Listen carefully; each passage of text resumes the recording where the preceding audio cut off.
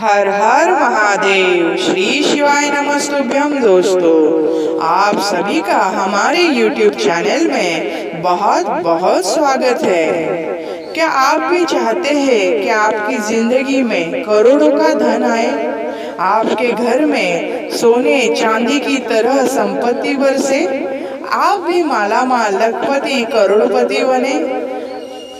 आजकल हर कोई चाहता है कि फाइनेंशियल फ्रीडम चाहे, और वो बिजनेस से हो या निवेश से हो या किसी लॉटरी के जरिए। लेकिन क्या आप जानते हैं, मंत्र शक्ति, कुबेर मंत्र, लक्ष्मी मंत्र और वास्तु उपाय आपकी किस्मत की तिजोरी खोल सकते हैं। जब आप सही समय पर सही भाव से धन के मंत्रों का जाप करते हैं तो आपकी आर्थिक ऊर्जा बदलने लगती है। घर में महालक्ष्मी जी का स्थायी वास होता है, आपकी इनकम बढ़ती है, बिजनेस डील्स अपने आप ही बनने लगते हैं और आपको ऐसे सपोर्ट्स मिलते हैं जो आपको सक्सेस की ऊंचाई तक पहुंचा देते हैं। याद रखिए, पैसा वही आता है जहां उसे सम्मान और आकर्षण मिलता है। इसीलिए आज मैं आपको बताने जा रही हूँ कि कुबेर मंत्र, लक्ष्मी मंत्र और कुछ गुप्त रहस्य जो आपके जीवन को बना सकते हैं, सपनों का महल, और भर सकते हैं आपके बैंक अकाउंट को करोड़ों रुपयों से। तो इस वीडियो में हम वही प्रभावशाली कुबेर मंत्र सुनने वाले हैं। इस वीडियो को जरूर लाइक और शेयर करना न भूलें और कमेंट में धन आए, लक्ष्मी आए, कुबेर कृपा बनाए ऐसे लिखना न भूलें, ताकि आपके जीवन में भी पैसा, सक्सेस और खुशहाली जल्दी से जल्दी आ जाए। चलिए अब जानते हैं वह खास और प्रभावशाली मंत्र कौन सा है जो आपके भाग्य का ताला खोल देगा। तो चलिए उस मंत्र का जाप करते हैं। ओम यक्षराजाय कुबेराय वित्ताधिपतये नमः। ओम यक्षराजाय कुबेराय वित्ताधिपतये नमः। ओम यक्षराजाय कुबेराय वित्ताधिपतये नमः। ओम यक्षराजाय कुबेराय वित्ताधिपतये नमः। ओम यक्षराजाय कुबेराय वित्ताधिपतये नमः। ओम यक्षराजाय कुबेराय वित्ताधिपतये नमः। ओम यक्षराजाय कुबेराय वित्ताधिपतये नमः। ओम यक्षराजाय कुबेराय वित्ताधिपतये नमः। ओम यक्षराजाय कुबेराय वित्ताधिपतये नमः। ओम यक्षराजाय कुबेराय वित्ताधिपतये नमः। ओम यक्षराजाय कुबेराय वित्ताधिपतये नमः। ओम यक्षराजाय कुबेराय वित्ताधिपतये नमः। ओम यक्षराजाय कुबेराय वित्ताधिपतये नमः। ओम यक्षराजाय कुबेराय वित्ताधिपतये नमः। ओम यक्षराजाय कुबेराय वित्ताधिपतये नमः। ओम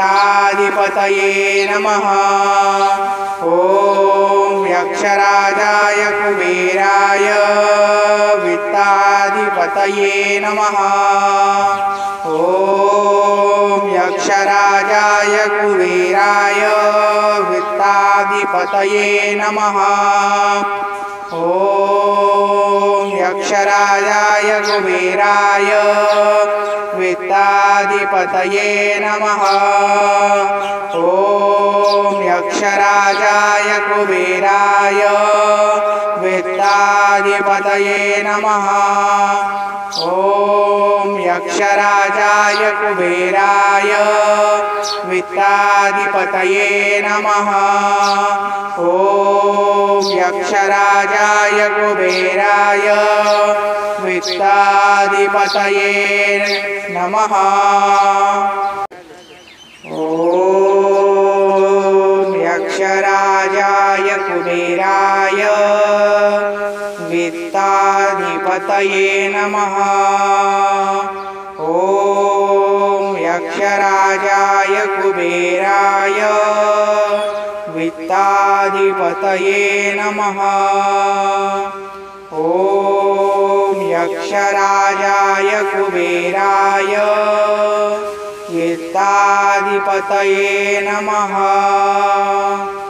ॐ यक्षराजाय कुबेराय वित्ताधिपतये नमः। ॐ यक्षराजाय कुबेराय वित्ताधिपतये नमः। ॐ यक्षराजाय कुबेराय वित्ताधिपतये नमः। ॐ यक्षराजाय कुबेराय वित्ताधिपतये नमः। ॐ यक्षराजाय कुबेराय वित्ताधिपतये नमः। ॐ यक्षराजाय कुबेराय वित्ताधिपतये नमः। ॐ यक्षराजाय कुबेराय वित्ताधिपतये नमः। ॐ यक्षराजाय कुबेराय वित्ताधिपतये नमः। ॐ यक्षराजाय कुबेराय वित्ताधिपतये नमः। ॐ यक्षराजाय कुबेराय वित्ताधिपतये नमः।